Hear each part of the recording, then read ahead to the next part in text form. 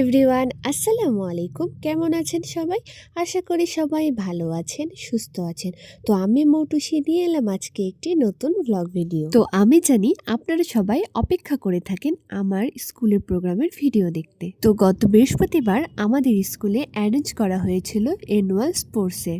সেখানে আমি কি করেছি সেই নিয়ে থাকছে আজকের নতুন ব্লগ ভিডিওটি। সেদিন সকাল থেকে আমরা টিচারদের সহযোগিতায় সম্পূর্ণ মাঠটি এবং স্টেজটি সুন্দর করে সাজিয়েছিলাম। বিভিন্ন রঙিন কাগজ এবং বিভিন্ন বেলুন দিয়ে আমরা স্টেজ এবং মাঠটি সাজিয়েছিলাম। প্রোগ্রামটি শুরু করে দিলাম আমরা জাতীয় সঙ্গীত এবং জাতীয় পতাকা সম্মানের মধ্য দিয়ে।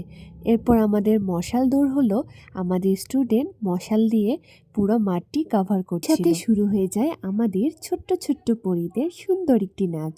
সেই নাচের মধ্য দিয়ে আমরা আমাদের প্রোগ্রামটি শুরু করি। এরপর আর কি আমরা শুরু করে দিই আমাদের বাচ্চাদের নিয়ে সব খেলাগুলো। সে বাচ্চাদের নিয়ে আমরা কয়েকটি গ্রুপ করি।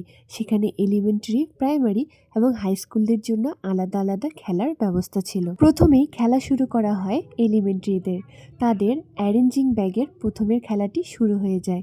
প্রথমে তারা ব্যাগ অ্যারেঞ্জ করছিল, ওয়াটার পট, পেন্সিল বক্স এবং 3টা বই। এই খেলা থেকে ফার্স্ট, সেকেন্ড এবং থার্ড নির্বাচিত হয়। এরপরে আমাদের শুরু হয় পরের খেলাটি। এখানে কেজি 1-2দের একটি খেলা ছিল। সেই খেলাটি ছিল ball throw into the basket. প্রতিটি গ্রুপের ছেলে এবং মেয়েদের জন্য আলাদা আলাদা খেলা ছিল। সেই খেলা থেকেও ফার্স্ট, সেকেন্ড, থার্ড নির্বাচিত হলো। সেই সাথে শুরু হলো মেয়েদের চকলেট রেস খেলাটি।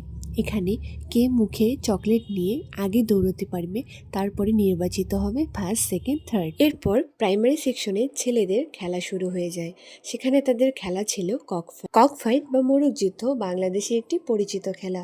সে খেলায় ছেলেরা এক হাত এক পা চাপে ধরে অন্যজনকে ফেলানোর চেষ্টা করবে এবং শেষ পর্যন্ত যে টিকে থাকবে সে হয়ে যাবে ফার্স্ট। এরপর এই খেলা থেকেও আমরা ফার্স্ট, সেকেন্ড, থার্ড পেয়ে গেলাম। এই খেলা শেষ হওয়ার মধ্য দিয়ে শুরু হয় মেয়েদের স্কিপিং রোপ বা দড়ি খেলা, বাংলাদেশের মেয়েদের একটি জনপ্রিয় খেলা।